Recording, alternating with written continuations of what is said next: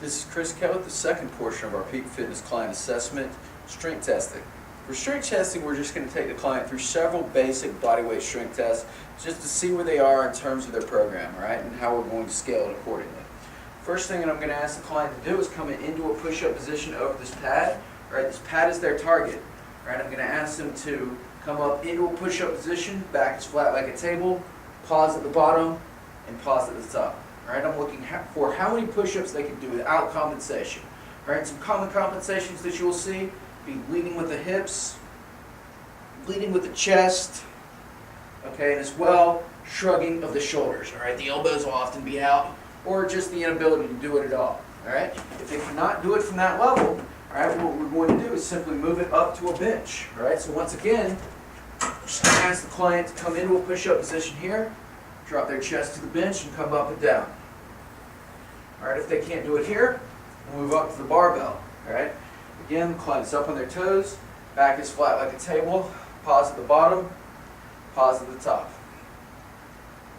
All right, so I'm looking for the max number that they can do without compensation. Simply record that number and the level that they were able to do it at. So for example, if they're starting on the bench, it would be 4 bench or whatever it may be. Okay, now from there, we're going into our next exercise, which is the split squat. All right, so with this, what I'm going to do is come into a split squat position here. One foot is in front of the other. I'm going to ask the client to begin kneeling on the pad. Okay, with this, I'm going to instruct them that I want them to shoot their head straight up into the ceiling, press through the heel, come straight up and down. So it should look something like this. They're going to pause at the top, then come back to the bottom. All right, now some compensations that I'm looking for here. Does the client lean forward excessively? Does the knee come out over the toe? Is the heel coming off the ground? All right, all of these things, you'll kind of see this where the client is way out here, come up, or you'll see them moving as well. So sometimes it'll kind of look like they're doing something like this. All right, so with that, you can correct them. You can give them one correction. You can tell them you want them to drop straight up and down. All right, and we're looking for whether they can, that will help to clean it up. Okay, if it doesn't, what I want you to do is add a couple carpet squares to the pad here. Reduce the demands of the hip mobility. So I'll give you an example.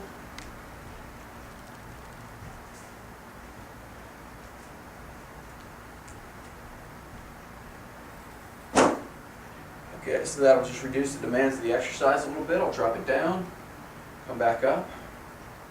Okay, if that doesn't work, if they're having trouble balancing, we can also place them next to the wall, in which they can simply put their hand on the wall, come up and down and steady themselves. All right, if we want to, and again, we just want to record whether or not that works, kind of the level that they are. If they're wobbling or the knee is buckling in, the other compensation which you would see as well, the front knee would buckle in.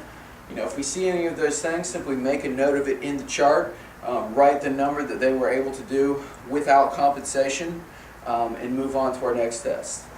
Okay, for our next test, we have a inverted row. Okay, with this, I'm simply starting under the barbell, and after doing the push-up, I'll have a pretty good idea of how strong the client is. So if it's somebody that was doing push-ups on the bench or higher, I'm going to start with their knees bent. I'm going to instruct them to get raise their hips up into the air. This is basically a reverse push-up. So I want their hips and back flat like a table. Pull everything up together. Pause at the top for 1 or 2 seconds, and come back down. All right, now to make this a little bit harder, we can straighten the client's legs out. Once again, hips come up, chest comes to the bar, and they come back down. All right, to make this even harder, all right, the next progression would be putting the feet up on a box. Okay, so you can use the Reebok step, you can use a box or whatever you got available to, but the same rules apply. Pause at the top, come back down, and again, we're looking for the number of reps that they were able to perform with good form.